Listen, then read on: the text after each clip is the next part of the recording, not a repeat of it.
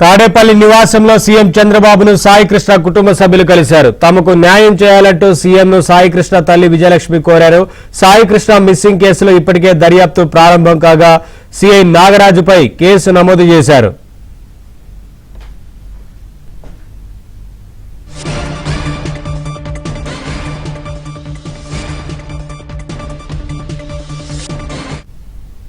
Updates మా correspondent సత్య live ద్వారా అందిస్తారు. సత్య, సాయికృష్ణ కుటుంబ సభ్యులు ఇప్పటికే ముఖ్యమంత్రిని కలిసిన నేపథ్యంలో ఏమంటున్నారు, ఏంటి అప్డేట్స్? కొద్దిసేపటి క్రితం ఎమ్మెల్యే బోడే ప్రసాద్ సాయికృష్ణ కుటుంబ సభ్యులు విజయలక్ష్మి అదేవిధంగా ఇతర కుటుంబ సభ్యులను కూడా సీఎం క్యాంపు కార్యాలయం ఉండవల్లికి తీసుకురావడం జరిగింది. ప్రస్తుతం మనం చూడొచ్చు, కొద్దిసేపటి క్రితమే ఇక్కడికి సాయికృష్ణ కుటుంబ సభ్యులైతే చేరుకున్న పరిస్థితి అయితే ఉంది. ఇప్పటికే ప్రభుత్వం సాయికృష్ణ విషయం చాలా సీరియస్గా తీసుకుందనే విషయాన్ని ముఖ్యమంత్రి వారి కుటుంబ సభ్యులకు వివరించడంతో పాటు సాయికృష్ణ మిస్సింగ్కి సంబంధించి ప్రభుత్వం సీరియస్గా తీసుకుంది. దీనికి సంబంధించి అనేక చర్యలు కూడా ఇప్పటికే చేపట్టింది. ముఖ్యంగా డిప్యూటీ సీఎం పవన్ కళ్యాణ్ కూడా ఈ విషయాన్ని సీరియస్గా తీసుకున్న విషయాన్ని ముఖ్యమంత్రి వారికి తెలియజేయడం జరిగింది.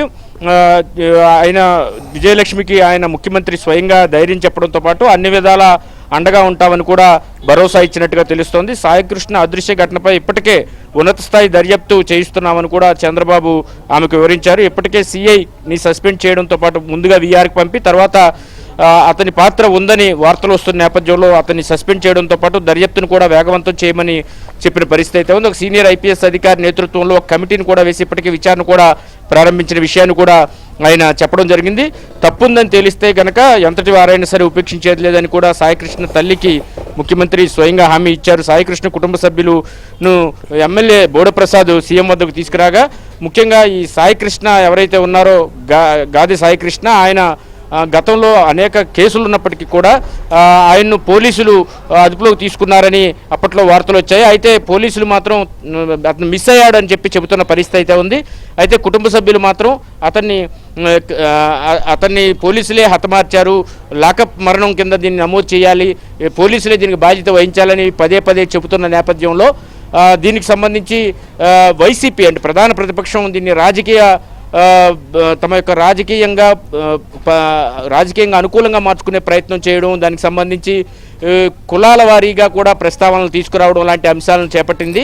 ఇదే సమయంలో ఈ వ్యవహారాన్ని సీరియస్గా తీసుకున్న ప్రభుత్వం అటు ముఖ్యమంత్రి కావచ్చు, డిప్యూటీ సీఎం పవన్ కళ్యాణ్ అయితే వరంగల్లో తన అభిమాని నిరంజన్ కలుసుకుని అక్కడి నుంచి నేరుగా కారులోనే ఇక్కడికి చేరుకోవడం జరిగింది. ఇమీడియట్గా డీజీపీ, ఇంటెలిజెన్స్ చీఫ్, అదేవిధంగా విజయవాడ సిపి, ఇతర ముఖ్య పోలీసు ఉన్నతాధికారులతో కూడా భేటీ అయ్యి ఈ వ్యవహారం చాలా సీరియస్గా తీసుకుంటున్నట్లుగా వారు పేర్కొనడం జరిగింది.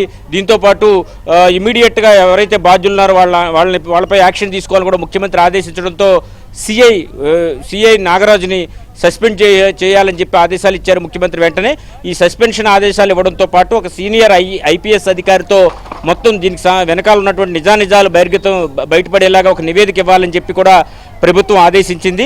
దీంతో అన్ని చర్యలు కూడా సాయికృష్ణ అదృశ్యానికి సంబంధించి అన్ని చర్యలు కూడా ప్రభుత్వం తీసుకుంటుంది అనే విషయాన్ని ముఖ్యమంత్రి కొద్దిసేపటి క్రితం తనను కలిసినటువంటి సాయికృష్ణ తల్లి విజయలక్ష్మి చెప్పడంతో పాటు ప్రభుత్వం కూడా అన్ని విధాల అండగా ఉంటుంది. ఈ కుమారుడు కనిపించకుండా పోయిన అంశం పైన ఆవేదన చెందుతున్న తల్లిని ఓదార్చారు. అదే సమయంలో సాయికృష్ణ లాకప్ మరణం చేశారు, డెత్ చేశారు అని చెప్పి బయట చెబుతున్న వార్తలు వస్తున్న నేపథ్యంలో దీనికి సంబంధించి కూడా పూర్తి స్థాయి విచారణ చేసి బాధ్యులు ఎవరైనా ఉంటే కనుక వాళ్ళపై కఠిన చర్యలు తీసుకోవాలని కూడా ముఖ్యమంత్రి ఇప్పటికే ఆదేశించిన విషయాన్ని కూడా ఆ కుటుంబ సభ్యులకైతే చెప్పారు. ఎట్టి పరిస్థితుల్లో న్యాయం చేస్తామని కూడా ముఖ్యమంత్రి కొద్దిసేపటి క్రితం హామీ ఇచ్చినట్టుగా మనకు తెలుస్తోంది. సత్య, థ్యాంక్స్ ఫర్ ద అప్డేట్స్.